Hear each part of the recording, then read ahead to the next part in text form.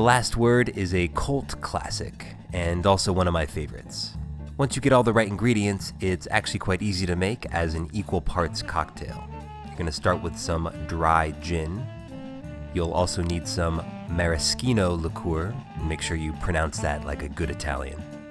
And although it's made from marasca cherries, it has more of an almond flavor because they leave the cherry pits in during production.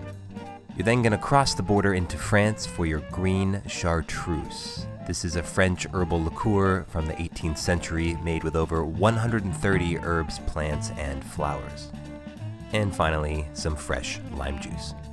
We're going to serve this cocktail up in a chilled coupe glass, so either keep it in the freezer or put some ice water in it before you start making the cocktail. Starting with our fresh lime juice, we're going to add 3/4 of an ounce or about 20 milliliters to the glass. And then 3/4 of an ounce of your maraschino liqueur. And because you should never forget to drink your greens, 3/4 of an ounce of the green chartreuse.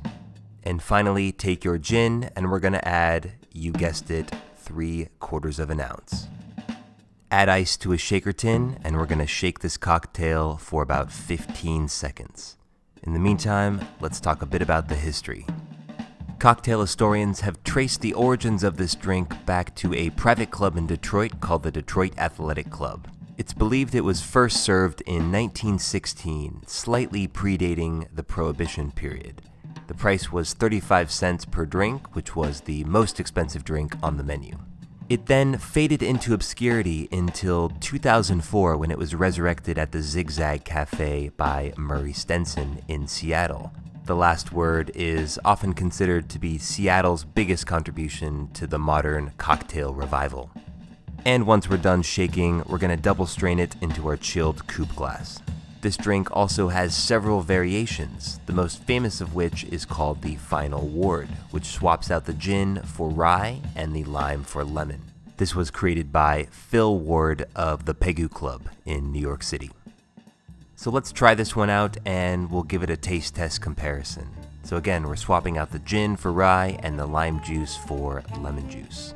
This is also an equal parts cocktail, 3/4 of an ounce for each ingredient.